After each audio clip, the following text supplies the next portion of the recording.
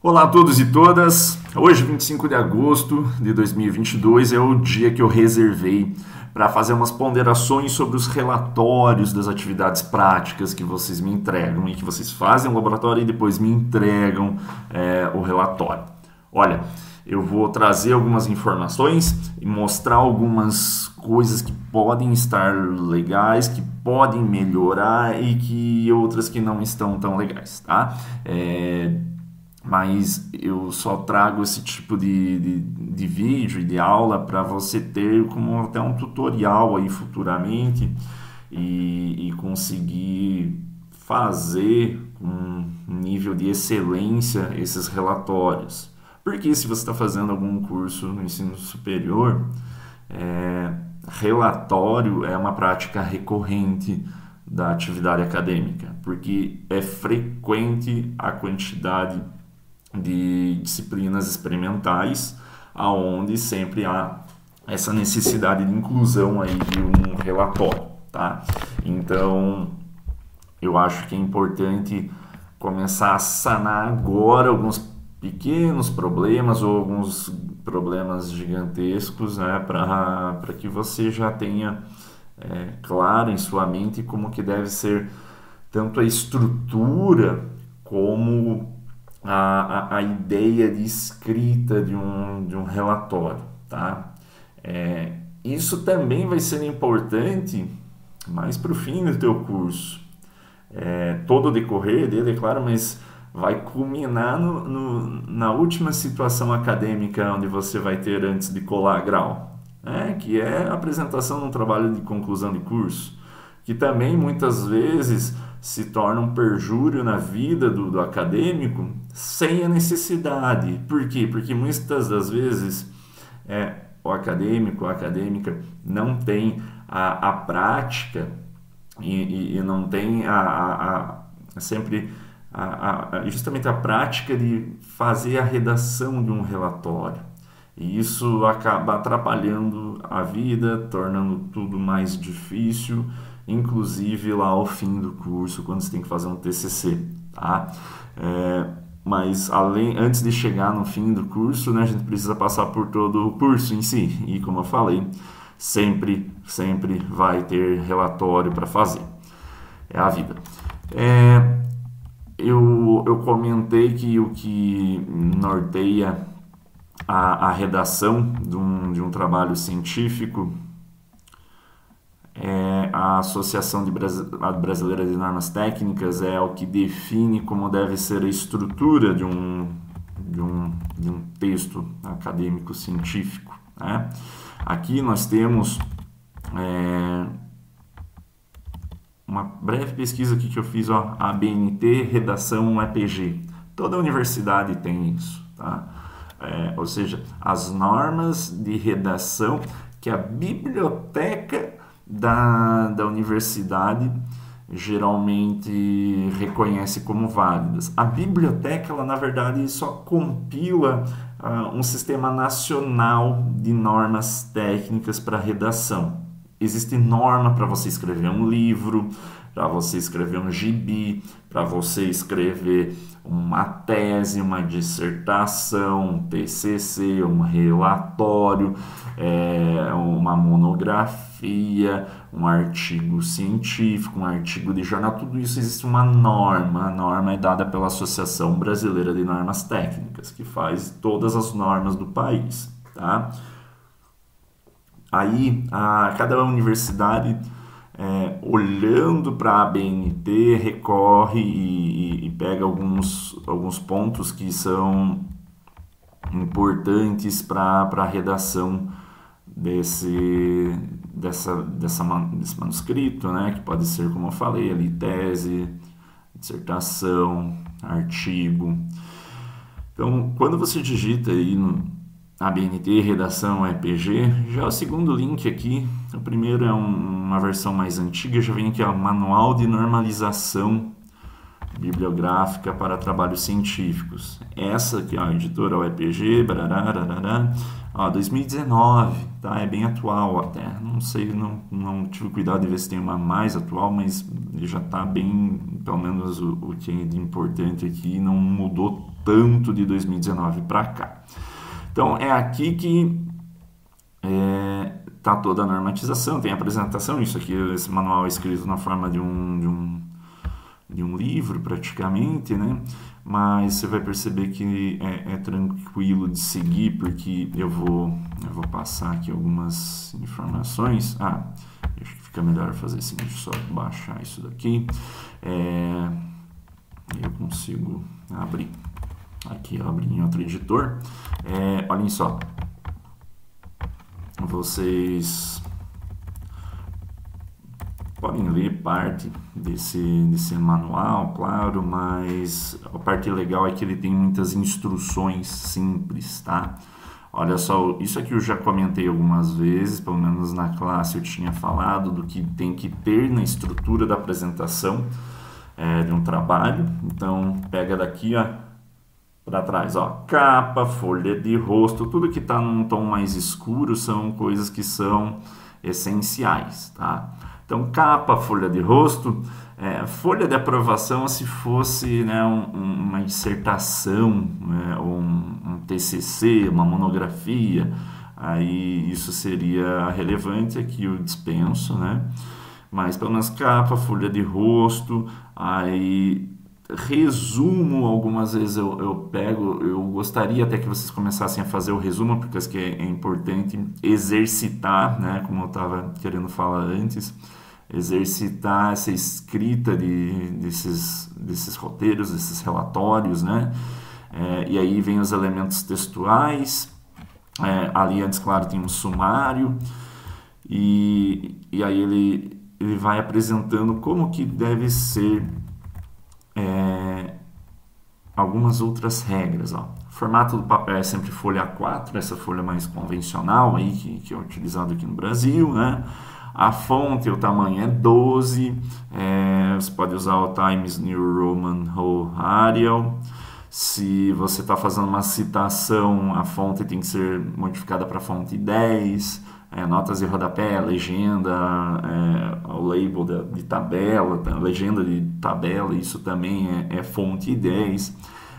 Olha aqui, todo mundo erra isso. Margens, ou seja, na parte superior você tem que deixar 3 centímetros, na direita e inferior 2 centímetros e à esquerda 3 centímetros.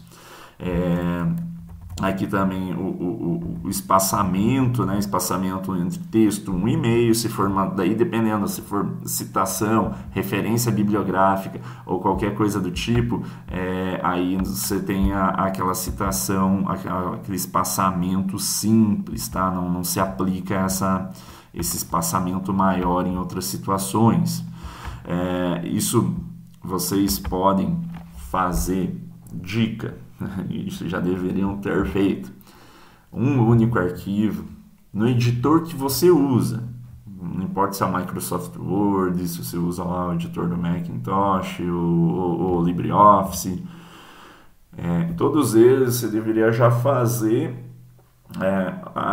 aquelas margens, né?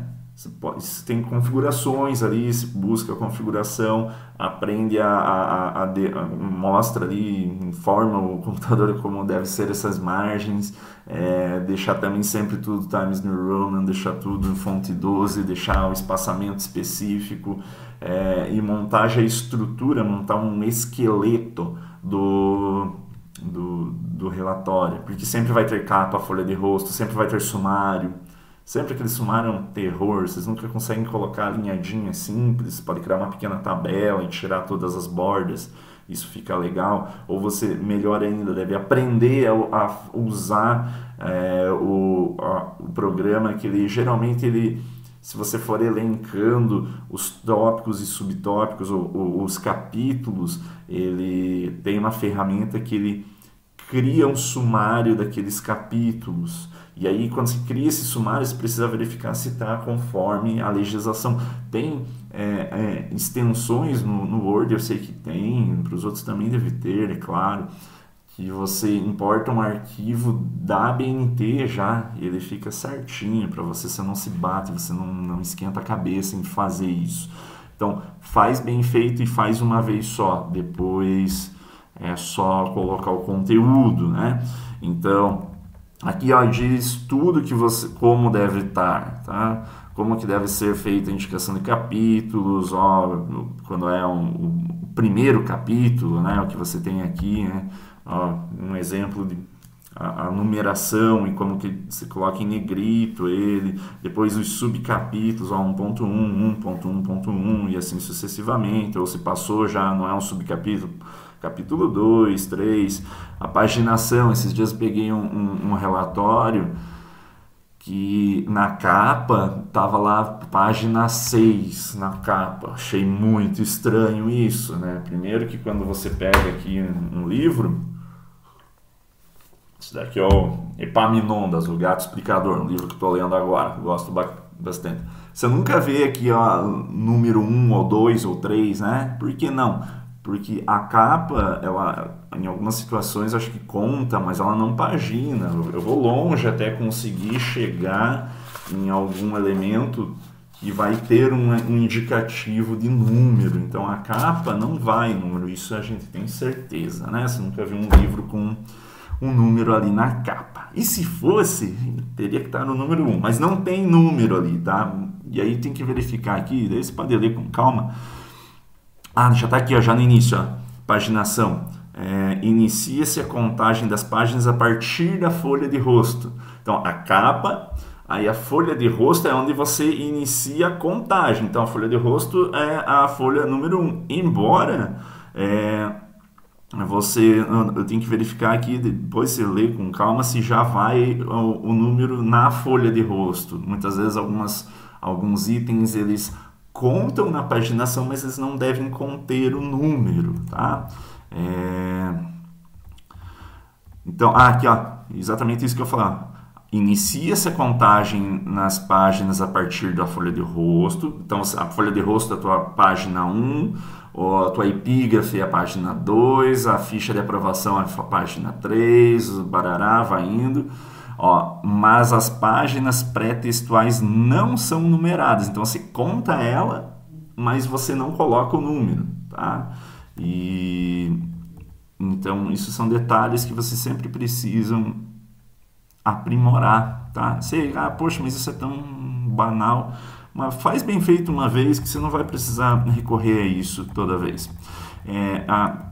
Aí, claro, você vai ter que colocar... uma coisa muito importante, né? Olha como também está esse texto aqui, como estão quase todos os outros textos. Ó, trace uma linha imaginária aqui, e a minha linha fica torta aqui, e outra aqui, ó, em azul que eu estou fazendo. A minha linha que eu tenho que fazer com essa mesa digitalizadora aqui não sai muito legal, mas percebe que o texto ali está contido em duas linhas, né? Porque que é um alinhamento justificado. Você pode ter o alinhamento à esquerda, o alinhamento à direita, o alinhamento centralizado.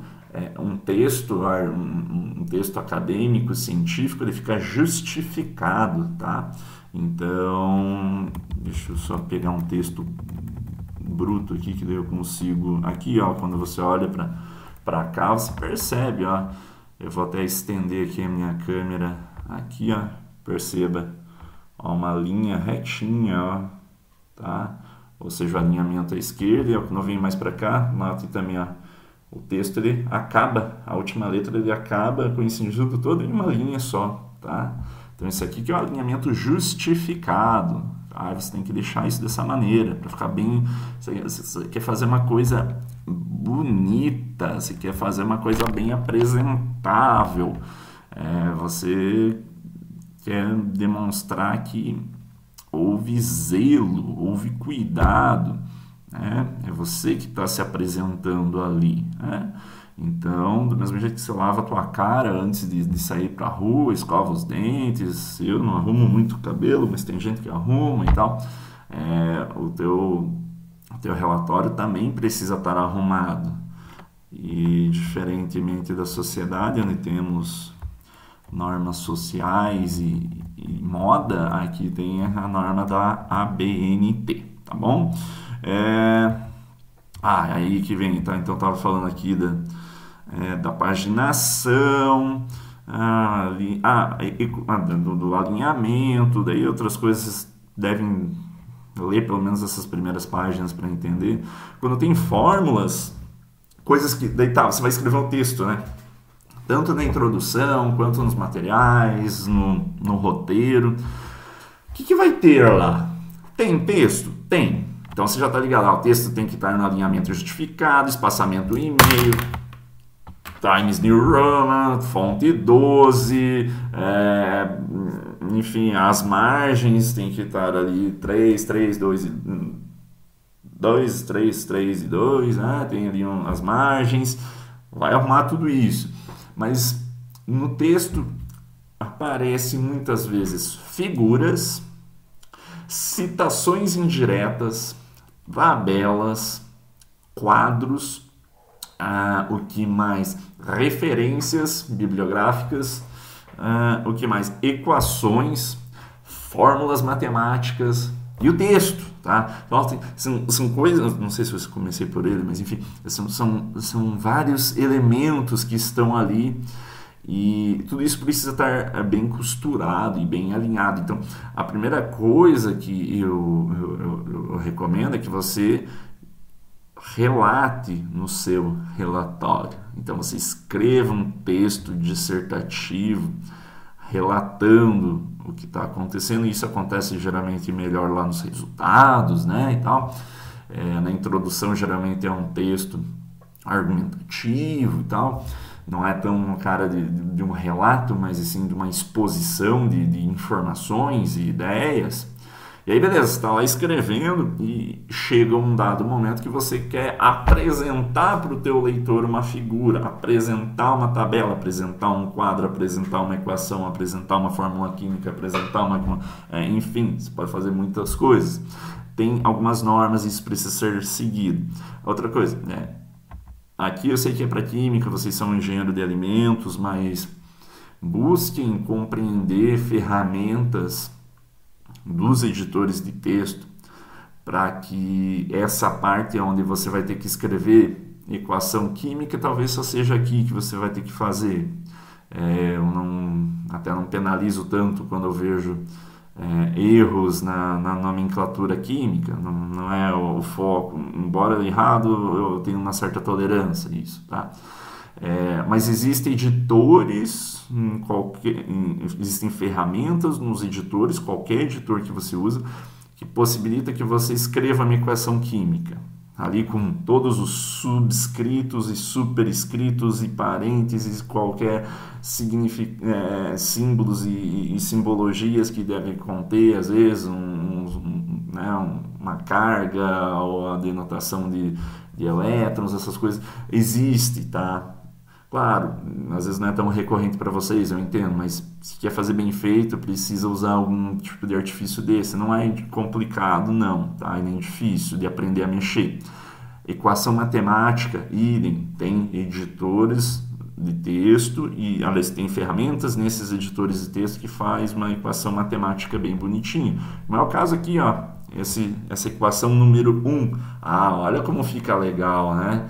Ó, você está aqui escrevendo o teu texto lá e precisou... aqui, por isso que eu também falei para você pegar esse manual lá da biblioteca, porque você te dá um exemplo aqui, ó. Aqui o cara está falando, ó, na fórmula para o cálculo de combinações simples, onde M representa não sei o que lá, R representa, e daí ele informa, geralmente ele iria apresentar assim com 2 pontos aqui, não sei se esse exemplo é tão bom, mas olha aqui, ó, ele apresenta a equação, né? Olha como tem a qualidade, que ó, tem subscritos, a fração tá bonitinho. Isso aqui com certeza a pessoa usou um editor de texto, um editor de equações matemáticas do editor de texto. Alinhado à direita, tá vendo? Por isso que eu falo, olha a equação número 1. Já é recorrente para mim fazer isso. Quando eu tô lendo um artigo, Muitas vezes até no texto tá ali na equação número 1 que explica ali essa relação do cálculo e combinações simples, tá? Às vezes, e aí eu já sei, logo vai ter um espaço para equação e vai ter lá o número 1. Às vezes eu tenho textos que tem várias equações, então esse número aqui, e aí você vai sequenciando equação 1, equação 2, 3, 4 durante todo o teu texto. Isso ajuda você a informar o leitor o que ele tem que olhar. E note que a pessoa vai falando, né, vai escrevendo, né? Mas eu sempre vou confundir fala com escrita, porque quando estou lendo algo, ele está me falando algo, assim, ele está me dizendo coisas, né? Então eu quase não consigo distanciar fala de escrita, mas é apresentada a equação e é também discriminado o que cada um desses termos representa, tá? Então, equação, uma coisa, ou fórmula matemática, ou equação química, vai ser sempre recorrente para vocês, né? Em qualquer disciplina, ter que falar sobre alguma coisa, né? Que é sempre baseado na matemática ou na química. Ilustrações, aqui foi mais tranquilo, eu vi que todo mundo sabia, né, tinha mais ou menos a ideia, e aí tem, explica-se nesse documento aqui o que tem que ter, o título ali, a descrição do conteúdo, aí fonte, isso aqui até nem não é tão necessário, mas, aliás, é necessário quando eu vejo muito isso, né, mais para textos acadêmicos. Textos científicos, geralmente, debaixo de uma figura não tem a fonte, a não ser que eu peguei essa imagem de outro lugar.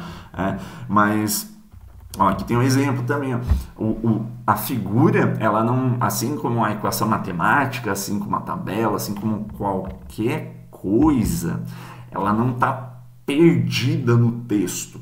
Porque você não está falando para a pessoa que vai ler alguma coisa, você não está relatando, poxa, eu fui lá no laboratório e fiz uma titulação ácido-base, e é isso, eu já estou ali numa parte de métodos e tal. Então você está explicando, você está falando, então aí em um dado momento aconteceu o ponto de viragem, quem teve o cuidado de fazer uma imagem do ponto de viragem, o ponto de viragem explica o que é, cria um enredo, cria um texto ali legal, ponto de viragem é onde o ácido, a quantidade de ácido ficou igual à quantidade de base, barará. E aí a fenolftalina estava lá, ela muda de cor, claro, aqui eu estou fazendo um jeito jocoso aí, né, para você não... Só entender que aí, conforme está na figura 1, ponto, aí figura 1, já depois se você citou alguma coisa no texto já tem que estar na figura 1, tá lá o label, lá o título, né? Ponto de viragem da fenolftalina para uma solução ácida que foi titulada com uma base, tá? Então tem como você colocar, olha só, aqui tem um exemplo, tá? Vamos ver se tem até aqui é um exemplo no texto, né?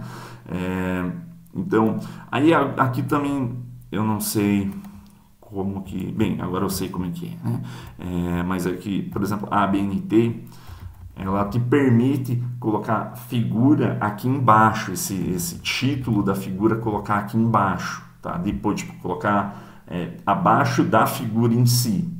A ABNT deixa em aberto isso, porque eu já li toda a norma.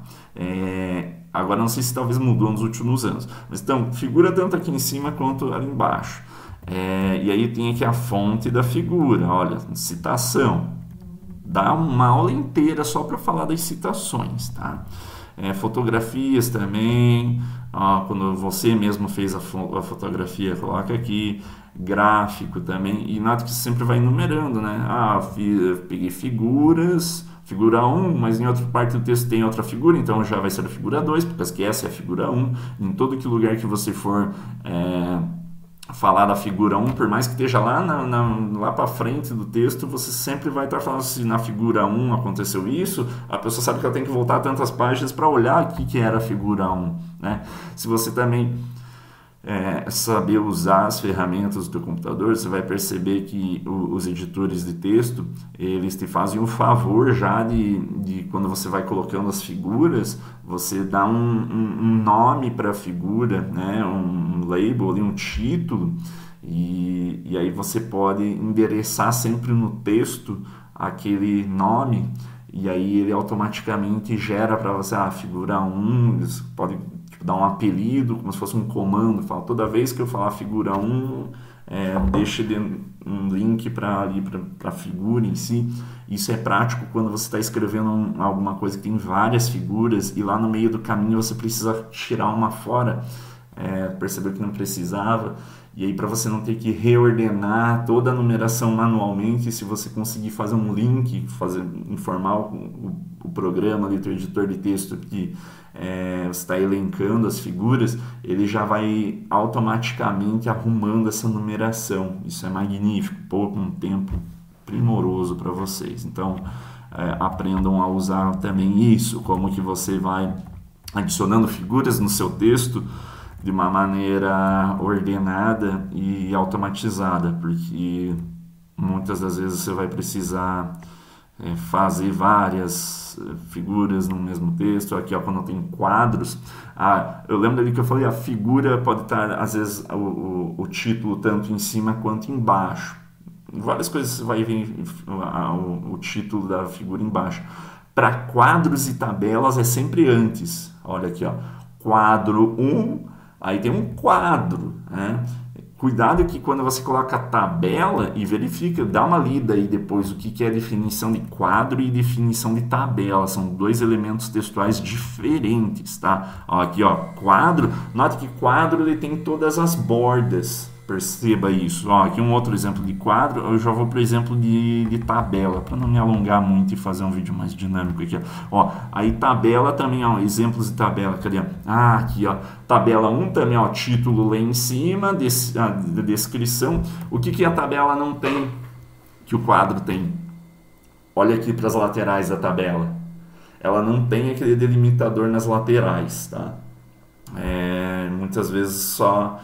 aqui ainda está uma tabelinha meio complicada, mas ó, toda essa parte que você está vendo aqui em cima, tá? Toda essa parte aqui em cima, gente, é o cabeçalho da tabela. E aí, no cabeçalho da tabela, você também tem uma linha delimitadora. Então, eu sei que tudo que está aqui em cima, ó, que eu estou indicando, são cabeçalhos, né? Ou seja, que essa primeira coluna está dizendo classe de rendimento mensal da família, a segunda coluna é o total, a terceira coluna daí tem subitens ali. Então, eu sei que toda aquela coluna, todos aqueles números ou informações se referem àquela primeira parte do cabeçalho. Aí tem uma linha delimitadora que está bem aqui, e aí depois anote que não tem mais linhas. A última linha encerra a tabela. Isso é uma tabela, tá? Senão, tem muita gente que vai me apresentar isso daqui e falar que é um quadro, vai me apresentar um quadro e dizer que é uma tabela. Aí você lê ali depois a diferença de tabela e quadro e vê o que é necessário para o que você vai me apresentar quando for fazer outros relatórios, tá? Deixa eu dar mais uma olhadinha no que... aqui, capa quase todo mundo acertou, e também não é algo que eu vou zerar por causa de uma capa, isso não está acontecendo, tá? Eu não estou fazendo assim, mas criem um hábito, talvez comece a forçar mais a mão em dar nota nessas coisas simples também, tá? Olha como é um exemplo da capa. A capa é simples, tem gente que coloca o logotipo da UEPG, não é um crime, eu estou falando, né, que eu não estou pegando tão pesado com isso, mas a capa, segundo a BNT, é um negócio muito simples, ó, a universidade, o setor e o departamento aqui em cima, o Zé, né, o Zé da Silva, o tiro, ou seja, o nome do autor ou dos autores, em ordem alfabética, se tiver mais de um, e aí percebam que a disposição do texto não é justificada, né? Ela é centralizada. Nota que não está justificado e sim centralizado. bem ali no meio do texto o título, né? Deixa eu só diminuir um pouquinho o zoom, que aí você consegue ter até essa noção. Ó, diminuindo o zoom, se percebe que o título, aqui ó, o título do trabalho fica bem no meio da página da folha A4, tá? E ali embaixo o lugar, na linha de baixo o ano. É só isso, tá? É só isso. Ali tem aquele 43, por causa que é onde está essa capa no manual, mas não tem número, né? Lembra lá, elementos pré-textuais paginam, mas não... eles contam, mas não paginam. Ó, a folha de rosto, aquele título aqui, esse título aqui tem que coincidir em linha com o título daqui. Tanto até que tinha uma época que eu agora desisti, porque, né? Mas tinha uma época que quando eu pegava um texto, eu observava se, ao olhar pela luz, se os dois títulos estavam perfeitamente alinhados, tá? Justamente porque aqui o título da capa tem que estar na mesma posição que o título da folha de rosto. A folha de rosto também tem essa apresentaçãozinha ali, né? Deixa eu diminuir aqui e aumentar aqui para você conseguir enxergar legal.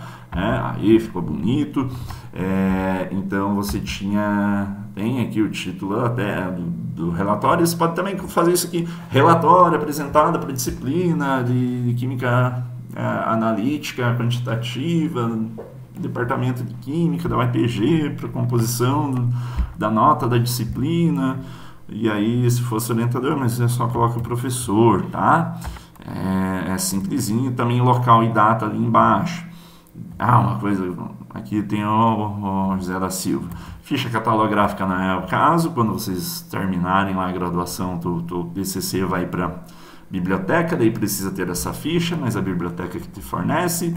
A errata não precisa mais, né? Porque vocês estão usando o computador e não uma máquina de escrever, por isso naquela época tinha errata, né? Onde se percebia os erros, já dava tempo de escrever essa errata justamente para sanar os erros.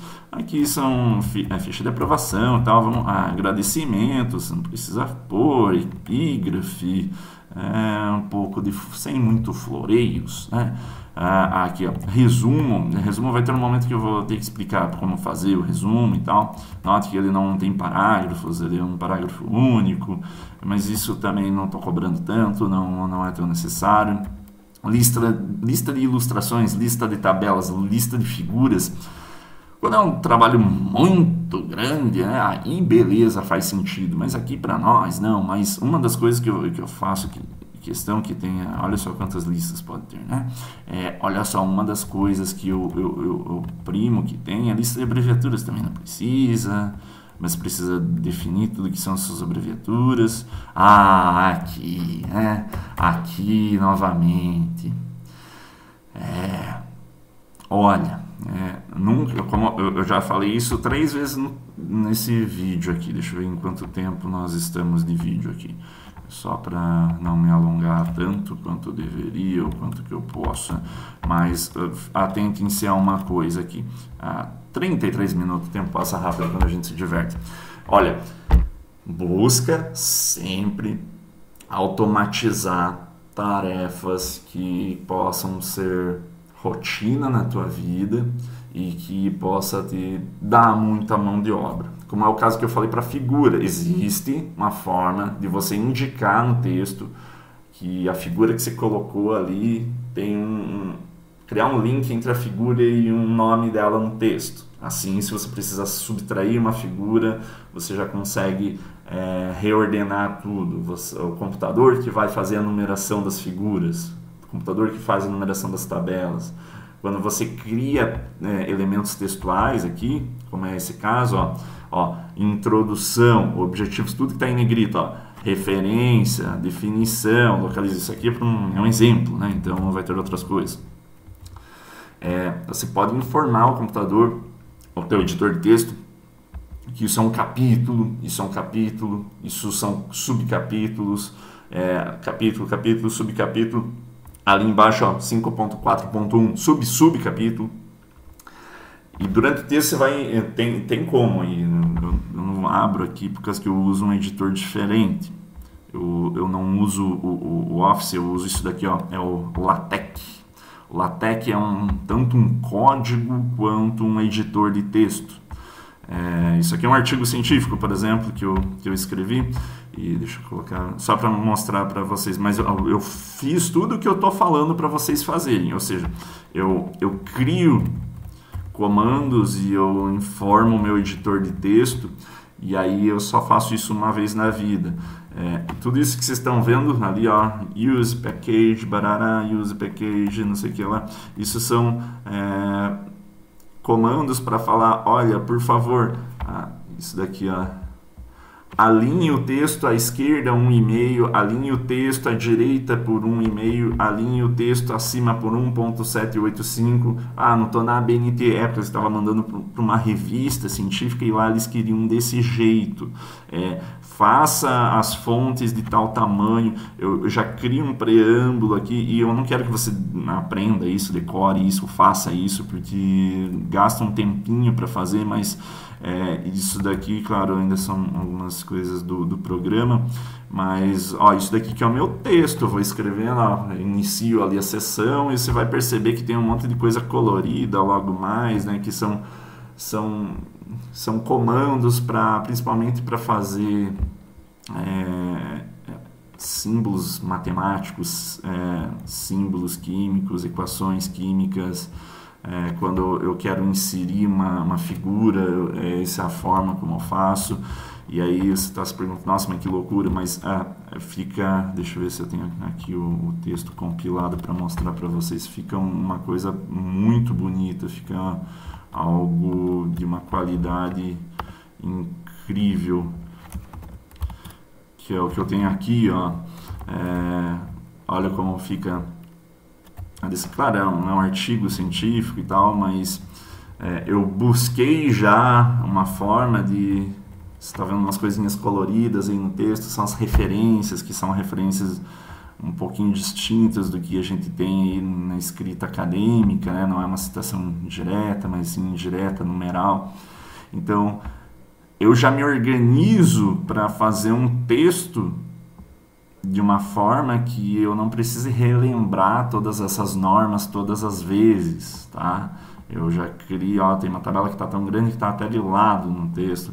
E olha quantas referências aqui eu tenho, por exemplo, aqui chega no fim do artigo científico, aqui embaixo começa as referências, né? Tá em 2 colunas, a revista aceita que eu faço em 2 colunas, e cada númerozinho que você está vendo aí na tua tela, aqui, é um artigo científico que eu tive que ler para fazer esse artigo científico. Então, note que aqui eu chego ao fim em 77 referências bibliográficas.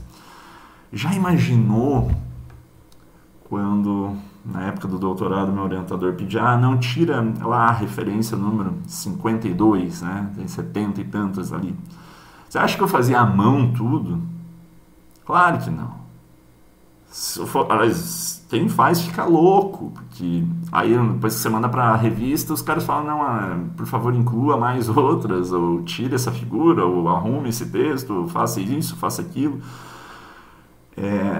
Eu tive forçadamente que aprender a usar essas ferramentas para ajustar o texto de uma maneira automatizada, senão eu não ia conseguir reordenar. E também naquele editor ele me possibilita, no Word que vocês usam, no LibreOffice, enfim, qualquer editor, você tem ferramentas que te possibilitam facilmente elencar as referências bibliográficas, facilmente ajustar tabelas, facilmente fazer um sumário, como o que eu tenho aqui, tá?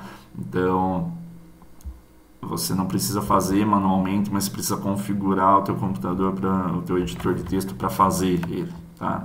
E notem que tem também, ele está todo alinhadinho, perfeito, e eu vejo que a maioria de vocês faz tudo à mão, Então isso fica bem difícil para vocês terem que ficar. Eu quase sempre percebo que nunca, por exemplo, os números ali, a introdução nunca está na página 9, por exemplo. Eu sempre percebo que às vezes alguém fica por último de verificar se tudo isso está certo, não verifica ou faz alguma mudança, e aí você percebe que se fosse pegar aqui na definições, não está a página 22, está 25, porque colocaram mais umas páginas, alguma coisa assim. Então, essas coisas precisam estar bem corretas, porque não tem por que estar diferente, né? Então, tem exemplos e modelos aqui, vocês façam uso do que você precisar, tá? Para aprender a mexer nisso, tá? Então, ou seja, a criar uma forma simples de escrever um relatório, escrever um roteiro, um relatório prático, né? Então, eu vou trazer aqui um exemplo de que vocês fizeram também, que foi bem prático, que vai ser bem prático para a gente entender o que tem que ter e o que não pode ter. Deixa eu ver, até mais de um grupo falou, corrige o meu, eu acabei esquecendo quem são as pessoas e acabei esquecendo quem perguntou. Quem pediu e falou, dá uma olhada no meu relatório e até apresenta aqui. Mas eu vou pelo menos pegar um que é um bom exemplo aqui e aí o resto a gente pode, talvez uma outra hora também dar mais uma olhada, mas pelo menos o que tem que ter e o que não pode ter, tá? O que tá legal e o que pode ser melhorado e o que